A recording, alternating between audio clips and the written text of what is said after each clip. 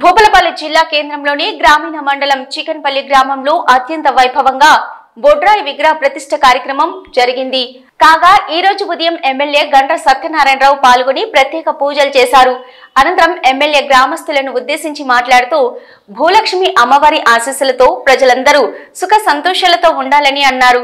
చికన్పల్లి గ్రామంలో బొడ్రాయి విగ్రహ ప్రతిష్ఠకు తన వంతుగా సహకారం ఉంటుందని పేర్కొన్నారు.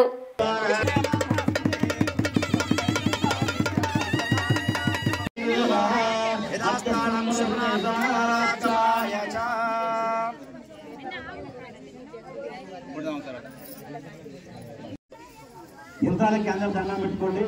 యంత్రం వేసిన తర్వాత నవధాన్యాలు ముత్యం పగడము కవర్తో వేయకాడి చింపి అందులో వేయాలి.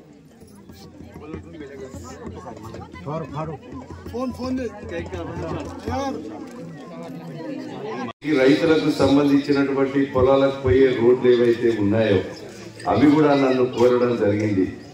వాటికి కూడా 2.5 లక్షలు ఇప్పుడు మట్టి మొరానికి మంజూరు ఇచ్చాను.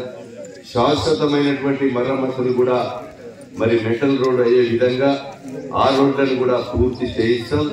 మీ గ్రామానికి సంబంధించిన పేదలందరికీ నిరుపేదలకు ఇందిరమ్మ ఇల్లు కూడా కట్టించే కార్యక్రమం కూడా నేను తీసుకుంటాను. అదేవిధంగా ఈ కార్యక్రమంలో శుభకార్యంలో వాస్తవంగా నేను మర్చిపోయినా, నేను వచ్చి రాత్రి దీవెన చెప్పిండు. బొడ్రాయి ఉదయం ప్రతిష్ట ఉంది. హైదరాబాద్ లో మాకు మీటింగ్ ఉంది. నేరుగా ఇక్కడి నుంచి హైదరాబాద్ వెళ్ళాలి.